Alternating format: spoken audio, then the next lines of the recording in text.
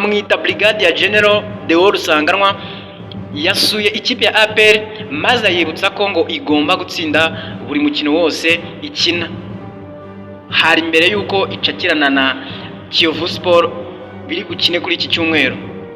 Kuwa gatandatu itariki 25 Ukwakira 2025 nibwo ikipe y'ingabo z'igihugu izakirwa n'urucaca umukino wo ku munsi wa gatanu wa shampiyona y'ikiciro cya mbere mu Rwanda ya 2025-2026.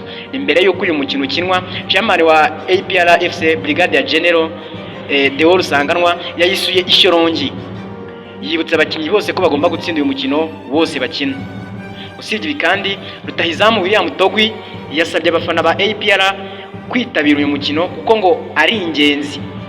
Yagize ati icyo shaka kubwira abafana nuko nabasaba kuza kudushyigikira no kudutera ingabo mu bitugu kuko tubafitiye ingabo, tubafitiye itsinzi rwose, tutabafite kandi ntacyo twageraho, ntago twaba turabo turi. Abafana barahabaye kuva mu tangiriro n'ubu turabakeneye kugira ngo uyu mukino wo kuwa gatandatu ndetse n'indi yose iri imbere. Iyi kipe iheruka gutsinda Mukura mu mukino wo ku munsi wa kane wa shampiyona. Izaba ifite abakinnyi bose uretse Jibril Watara ugifite ikibazo cy'uburwayi. Kuva muri 2017 bamaze gukina imikino 15, APR yatsinze imikino 8, Kiyovu itsinda 2 naho banganya 3.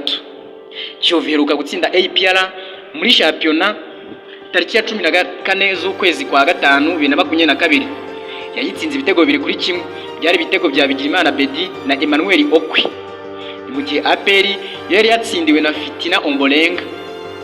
Mu mwaka ushize w'imikino, umukino ubanza wa APR yatsinze Kiyovu ibitego 3-0, naho wo kwishyura irongera yisubiye yitsinda 2-1. Mu mukino wa shampiyona imaze gukinwa, Kiyovu Sport yatsinzemo imwe, inganya 2, naho itsindwa undi umwe wa Rayon Sport. Bityo iri ku mwanya wa 10 n'amanota 5 n'umwenda w'igitego kimwe. Ni mu gihe APR nayo imaze gukina imikino 2 aho yose yayitsinze ikaba ifite amanota 6, iri ku mwanya wa 5. William Togwi ari mu babashije gusaba abafana bose kuzaza kwitabira uyu mukino. Ese wowe ufana APR cyangwa Kiyovu Sport ubona ari iyihe kipe iri bwitware neza? Utekereza yuko biri bugende bite? Igitekerezo cyawe hano kirakenewe. Like, share and comment ndetse ukaba warakoze subscribe, ni inkunga yawe ikomeye.